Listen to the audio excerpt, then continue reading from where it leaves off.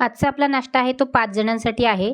आज आपण उडदाच्या डाळीचे वरून कुरकुरीत आणि आतून भुसभुशीत असे उडदाच्या डाळीच्या भजी करणार आहोत। बघू शकता तुम्ही किती जाळीदार अशा भजी तयार झालेल्या आहेत आणि त्याच्याबरोबर खाण्यासाठी एक चविष्ट अशी आपण चटणी पण बनवणार आहोत। चला तर मग वेळ न घालता व्हिडिओला सुरुवात करूया। त्याच्यासाठी मी इथे 1 कप उडदाची डाळ घेतलेली आहे। तिला आपल्याला स्वच्छ अशी धुवून घ्यायची आहे।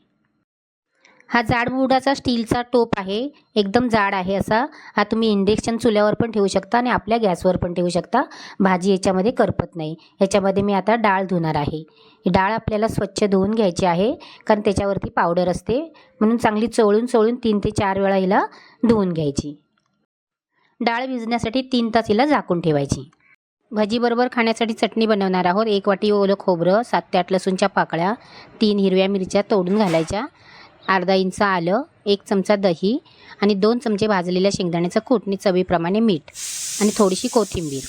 एकदम बारीक चटणी वाटून घ्यायची आणि त्याला वरून तडका द्यायचा।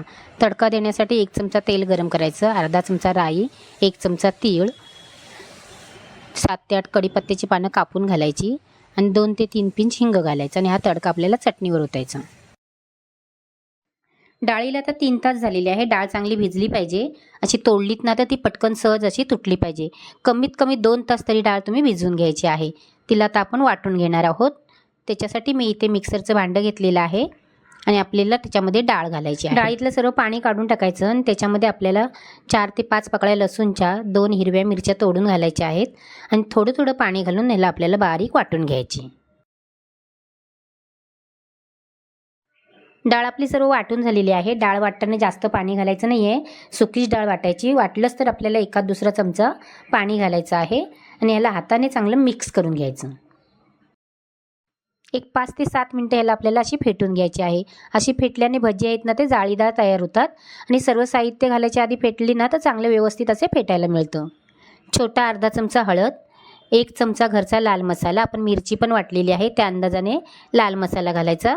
त्याच्यामध्ये 1 चमचा धना पावडर, 1 बारीक चिरलेला कांदा, कांदा एकदम बारीक चिरून घ्यायचा आणि 2 चमचे कोथिंबीर आणि 5 ते 6 कढीपत्त्याची पानं चिरून घालायची, चवीप्रमाणे मीठ घालायचं आणि ह्याला मिक्स करून घ्यायचं। एक 2-3 मिनिटं ह्याला साईडला ठेवून द्यायचं, जेणेकरून सर्व मसाले आहेत ना ते पिठाला चांगले लागतील। आणि 2-3 मिनिटानंतर त्याच्यामध्ये पाव चमचा असा छोटा पाव चमचा सोडा घालायचा आहे खायचा आणि त्याच्यावरती थोडंसं असं पाणी ओतायचं, म्हणजे सर्व पिठाला ना सोडा चांगला व्यवस्थित असा लागला जातो आणि मिक्स करून घ्यायचं। भजी तळण्यासाठी तेल गरम करायला ठेवलेलं आहे। थोडंसं हाताला पाणी घ्यायचं आणि थोडं पहिलं भजीचं पीठ ना आपण टाकून बघायचं की तेल तापले का म्हणून। असे पटकन वर आलं नक्की समजायचं की तेल आपलं तापलं आहे। हाताला पाणी लावायचं, म्हणजे त्या पीठ आहे ते आपल्या हाताला चिटकत नाही आणि असे छोटे छोटे आपल्याला गोळे सोडायचे आहेत। एकदम मोठे सोडायचे नाहीत, कारण ते फुलतात ना, म्हणून छोटे छोटे असे सोडायचे आणि मध्यम आचेवर आपल्याला ही भजी तळून घ्यायची आहेत। आपणच असे हे भजी वरती येतात, पटकन झारा लावायचा नाही, नाहीतर झाऱ्यानं लगेच चिटकतो। आणि असं सतत असे मिक्स करून घ्यायचे। सतत मिक्स केले ना असे की सर्व साईडने भजी व्यवस्थित असे शेकले जातात आणि त्यांना गोल्डन ब्राऊन कलर येईपर्यंत आपल्याला तळून घ्यायचे नंतर काढून घ्यायचे आणि चांगलं व्यवस्थित असं त्याच्यामधलं तेल आहे ना ते नितळून घ्यायचं, म्हणजे भजी तेलकट होत नाहीत। आणि जाळीवरती ठेवायचे, जाळीवर ठेवल्याच्या नंतर जर जास्त असं तेल असेल ते खाली निघून जातं। त्याच पद्धतीने हाताला थोडं पाणी लावायचं आणि पहिल्यासारखेच आपल्याला हे भजी सोडायचे आहेत आणि सर्व भजी आपल्याला याच पद्धतीने तळून घ्यायचे आहेत। तुम्हाला वाटलं आपल्या हाताला पीठ चिटकते म्हणून, तर परत पाण्याचा हात घ्यायचा आणि भजी आपले सोडून घ्यायचे आहेत। संध्याकाळच्या चहाबरोबर पण तुम्ही खाण्यासाठी ही भजी बनवू शकता। मुलांना सुट्टी आहेत तर अशी भजी बनवून तुम्ही टोमॅटो सॉस बरोबर पण देऊ शकता। गरम गरम हे चटणीबरोबर भजी अप्रतिम लागतात। नक्की एकदा तुम्ही करून बघा।